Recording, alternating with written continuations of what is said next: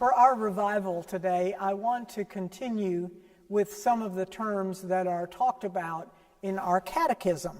And these, as I've said before, these explanations that are found in the catechism are often very good and succinct ways of thinking about the things that the words that we throw around.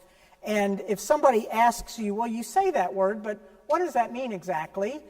This is a good place, as I've said many times. It's good to go to the catechism in the prayer book to find simple explanations. Now, if you are looking for complete explanations, if you are looking to understand in great theological depth what these concepts mean, you need to take classes and go to seminary, because the catechism is designed to sort of close caption these terms for us so that we can at least have some sense of what we're referring to when we use these terms. Now, the catechism, also called the Outline of the Faith, begins in the prayer book on page 845.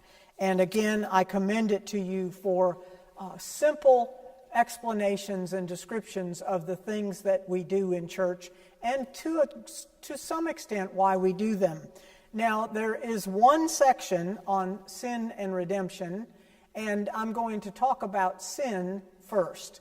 Sin is a word that is really, really thrown around in all the world, but especially in the Christian tradition, and it is something that I think is very misunderstood. Sin is, I would call it simply separation from God. Now, if you were here when John Jenkins was here and doing the doc program, God rest his soul, he taught us so much in that program, but he almost immediately beginning doc, he talked about the concept of sin. And he said that the Greek word for sin, which I believe is hamartia, means, it is an archery term that means missing the mark. Now, that's kind of an oversimplification in a sense, but it's something we need to remember. It's not something that will keep us from God unless we intend to stay away from God. Sin is something that involves intention, and our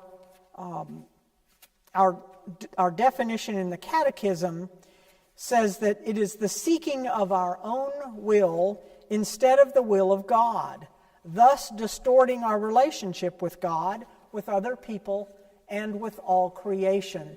So sin is not the same as a mistake. I've had this experience in my own life. I've had deep regrets and deep, in a sense, repentance over things that I've done in my past.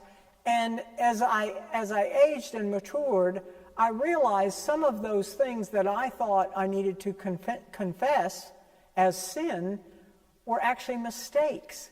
They were missed judgments. They were misunderstandings. Now, I don't want to say I don't sin, I just have misunderstandings, or I miss on my judgment, but we miss the mark, and when we do that, we are separating ourselves from God, but only if we continue to do it willfully. And so, I want us always to remember, and I've had this experience also kind of on the other side, in the sense of when someone comes to me for confession, personal, private confession, or reconciliation, I always want to gently point out to them, that is not a sin, it's a mistake.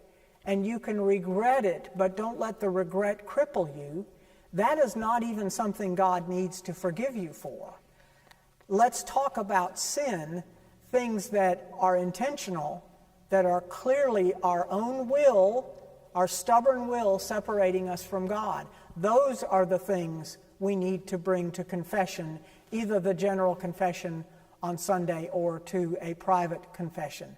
So let's think about sin as missing the mark, as separation from God willfully, and let's move on from both mistakes and sins of the past, knowing of God's grace.